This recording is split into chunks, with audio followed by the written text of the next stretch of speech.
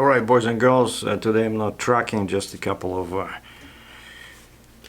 quick news. News number one: the flip box is ready. Finally, after what, 2 months, 3 months, I had to email the trailer dealer, Fontaine trailer dealer, just to remind them that we ordered this in December, and so they promised me the flip box will be ready in January. Then they moved it to February because of holidays, and now it's middle of March and I still didn't hear anything. So I emailed the dealer, and the dealer checked with the plant, and yes, he says the flip box is ready. They have the serial number, so he says, how would you like to arrange the payment and pickup? And I said, well, I gotta do a couple of more trips before I can pay you. I said, this, last, I don't know, 6-8 weeks were pretty slow. Like, it seems like I'm running around, but I'm not making too much money, And just to remind you guys that this flip box is it's a 36-inch neck extension which folds, and it has its own kingpin. So basically it's used for either a very short Jeep, or in my case I'm gonna use it just to be able to distribute the weight properly on the truck, because right now the standard neck of 101 inch, it's too short. You cannot push weight towards the front, even with my 254 inch wheelbase and setback axle.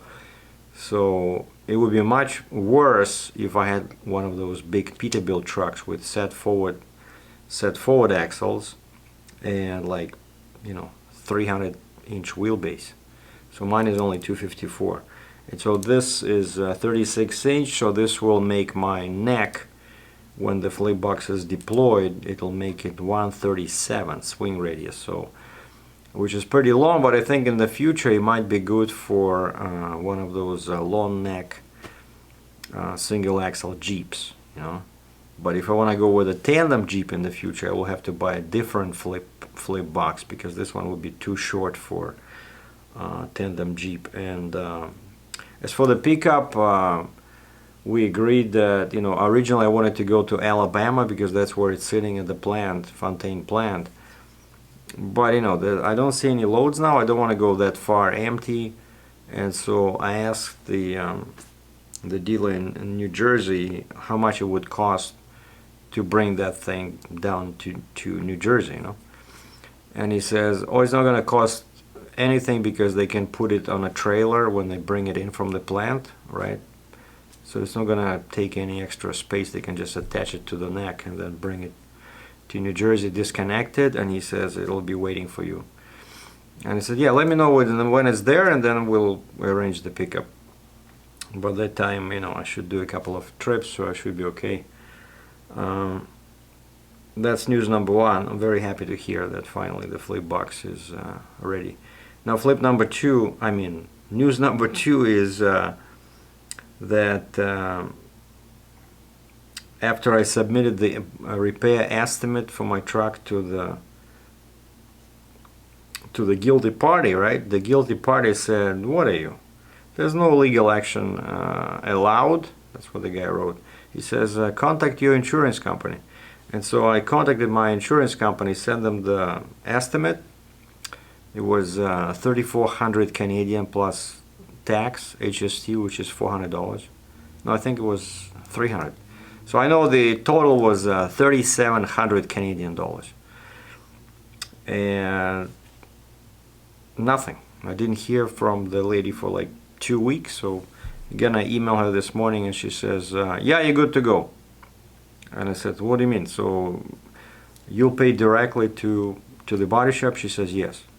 Okay, so I emailed the body shop. I said, please book an appointment, because I know these guys are very busy.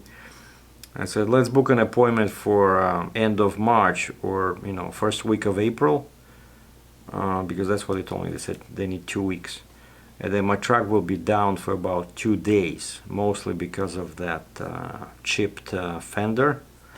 It takes a long time, to fix that paint Like the headlight, he told me I can even come in right now and they will replace the headlight.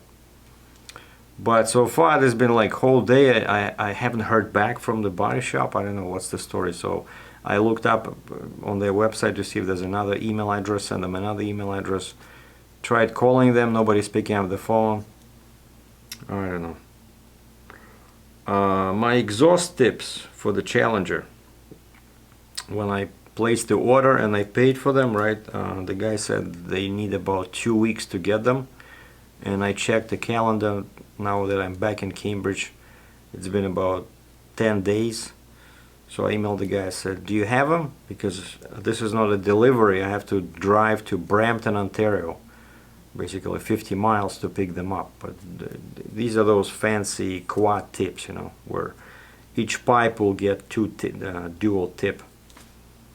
And as for the car, as soon as I came in after the delivery, I called the shop, but they said the mechanic, pretty much the only mechanic they have that, you know, deals with mufflers and exhaust systems, he's on vacation till Thursday, so he'll be back Thursday. And I said, can I bring my car? And he says, what are we doing? Like, they thought, I said, well, it's the exhaust, right? And he said, well, I thought we did everything. I said, no, we are redoing what we did last time. But I said, I'm still waiting for the tips. So I think the plan now is if I don't find a load till Thursday, I'll just, you know, I'll go there Thursday, and I wanna, you know, put this new Spintech mufflers. And Spintech already sent me an email asking me to review them. But I cannot review them until I hear how they sound. And I never before had Spintech 6000, Super Pro Street 6000. I only have experience with Super Pro Street 9000, which are much smaller and much louder. And I believe there was some drone, but I used a single muffler, 3-inch in, 3-inch out, on Dodge Ram, I think, on the Dodge Ram pickup truck when I had this. So yeah, I'm curious myself to see how they will sound. And so what I want to do now, since I still don't have the tips, but I bought that, you know, piece of pipe, straight pipe, so we're gonna cut off the Flowmaster mufflers on the back, put that straight pipe, just put it on a, you know, no welding, just attach it with a clamp, and then put the Spintech in the middle there. And then when I have my tips, I'll go back and we'll install the tips and weld the rear of the exhaust system there. And speaking about the loads, I did start looking at the loads on the load board today. Didn't see much, but some guy called me. He has a 50,000 pound load from North Carolina that goes to Ontario, and I said, hey, I'm 800 miles away. And he says, well, you're telling me that if the price is not right, you cannot go there and pick it up and bring it back? I said, yeah, if the price is right. And so I looked up on the map, the distance, you know, it's not too heavy, 50,000, but still, you know, it's a decent weight. And it goes through all these, you know, West Virginia, which are pretty strict with permits. It sometimes takes a long time, right? So I gave the guy the number, and he disappeared. Whereas before he was saying, hey, if the price is right, you can go, right? I said, well, this is what I need. It's pretty much a whole week of work. Okay, well, I'm 90% sure it'll work, but I'll call you back. And he never did. And then some lady was asking me to move a power-only load. And she's like, what is this? Oh, we have a tank in New Jersey going to Quebec. All right, but Quebec is a big province, right? So again, she says, can you give me a quote? So I look on the map, okay, New Jersey, it's 500 miles away, right?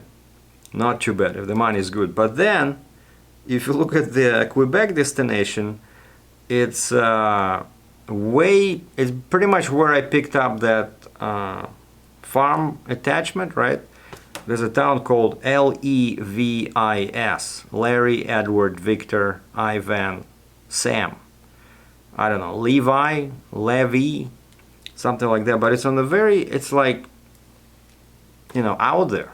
And so I counted, and I there's nothing there for power only, I guarantee it. And so I did a route on Google Maps where I show, you know, my route down to New Jersey, then to Quebec, and then back, like a big triangle. And Google Maps says it'll be 1,650 miles, you know.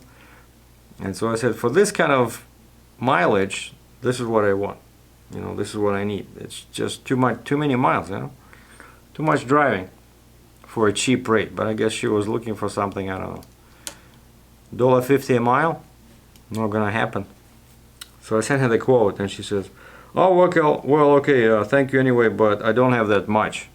Like, why are we wasting each other's time, right? So she knows what she has, right? So why not offer me the money? But they're greedy. All freight brokers are greedy. Well, truckers are greedy too, and so that's where, you know, we have a collusion, as Mr. Trump likes to say. And so she was hoping, let's say she's probably thinking, okay, the shipper allowed her $10,000. I don't know, some crazy number. It's only going 800 miles, or I don't know, 700 miles to Quebec, right? But it's a brand new tank, you know, tank trailer. Tank trailers are expensive. Maybe they gave her $7,000. I don't know, you know. It's a fancy piece of equipment with lots of gizmos, gauges, you know, shiny chrome pipes. So let's just say they said, Sharon, could you find us a truck? We're gonna pay you, you know, top dollar, $7,000. And so then Sharon, of course, she's not gonna put $7,000 as an offer and email it to me. No, she wants to make $5,000 for herself, for her, you know, little country cottage somewhere in the boonies, you know. And so that's why she's asking me, how much do you want? Like, I have no clue what it should be paying, you know. And so when I give her my number, so she's hoping that I will say $1,000. And then Sharon is sitting there, you know, she's like dancing, you know, like, Jesus, these stupid truckers, you know. And so she says to the shipper, yeah, I found a truck. The guy couldn't do it for $7,000. He wants $7,500. And she's like, you know, closing the receiver, and she's laughing her head off, you know. And she's saying, shippers are idiots too, you know. And so she gets extra $500 from the shipper, and then she calls me or emails me, and she says, the shipper says $1,000. It's an overkill, you know. It's an empty tank. So how about $800? And stupid trucker, Captain Sergei, says, well,